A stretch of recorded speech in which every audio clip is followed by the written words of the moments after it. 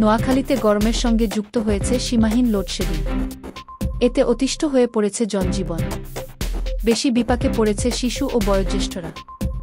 সাধারণ মানুষের অভিযোগ ২-৪ ঘণ্টার মধ্যে ১-৪ থেকে ১-৫ ঘণ্টা বিদ্যুৎ পাচ্ছে না গ্রাহকরা। অতিমাত্রায় লোডশেডিংয়ের কারণে জনজীবনে অস্থিরতা দেখা দিয়েছে। ঘন ঘন লোডশেডিংয়ে নষ্ট হচ্ছে বিদ্যুৎচালিত জিনিসপত্র ও কল কারখানার মেশিন।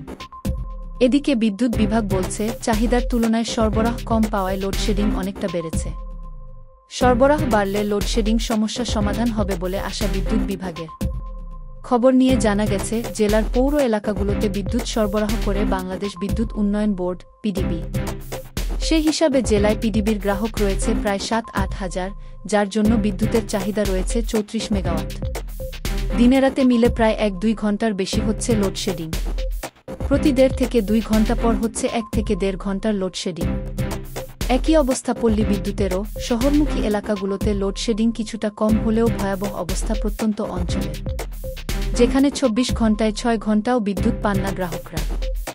জেলা শহরের গৃহিণী মাহমুদা আক্তার ঢাকা পোস্টকে বলেন, আজ শনিবার সারাদিনে অব্যাহত লোডশেডিং ছিল। সন্ধ্যার পর থেকে ৩ ঘণ্টায় বিদ্যুৎ পেয়েছি ২-০ মিনিট। এত অসহ্য গরম আর লোডশেডিং মিলে অতিষ্ক জনজীবন। নোয়াখালীর জ্যেষ্ঠ সাংবাদিক মনিরুজ্জামান চৌধুরী ঢাকা পোস্টকে বলেন, ভয়াবহ লোডশেডিং, যা বলে বোঝানো যাবে না। অবর্ণনীয় দুর্ভোগের শিকার নোয়াখালীবাসী।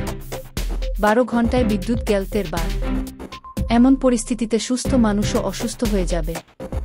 বেগমগঞ্জের বাসিন্দা তারিফুল ইসলাম বলেন, বন্যা পরিস্থিতি কিছুটা স্বাভাবিক হচ্ছে। কিছু মানুষ বাড়িতে আশ্রয় নিয়েছে, আবার কিছু মানুষ এখনও আশ্রয়কেন্দ্রে আছে। কিন্তু লোডশেডিং এত বেশি যা বলে বোঝানো যাবে না। শিশু, বৃদ্ধ সবাই অসুস্থ হয়ে যাচ্ছে।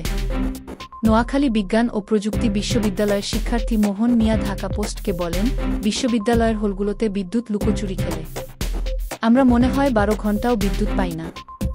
বিশ্ববিদ্যালয়ের শিক্ষার্থীদের জন্য যদি জেনারেটর ব্যবস্থা না থাকত তাহলে দুর্ভোগের শেষ থাকত না। নোয়াখালী পিডিবির নির্বাহী প্রকৌশলী মো. হাবিবুল বাহার ঢাকা পোস্টকে বলেন, আমাদের ৭৮,০০০ গ্রাহকের জন্য পাচ্ছি মাত্র ১৭.৫ মেগাওয়াট, যেখানে আমাদের চাহিদা রয়েছে ৩৪ মেগাওয়াট। তার ভেতরে গুরুত্বপূর্ণ রয়েছে হাসপাতাল। সেগুলো কাভার করে যা পারছি তা শিডিউল অনুযায়ী কাভার করছি। মূলত চাহিদার চেয়ে কম হওয়ায় লোডশেডিং হচ্ছে। এদিকে মতামত জানতে নোয়াখালী পল্লী বিদ্যুৎ সমিতির সিনিয়র জেনারেল ম্যানেজার মো. জাকির হোসেনকে একাধিকবার ফোন দিলেও তিনি ফোন কেটে দেন। ফলে তার মন্তব্য পাওয়া যায়নি।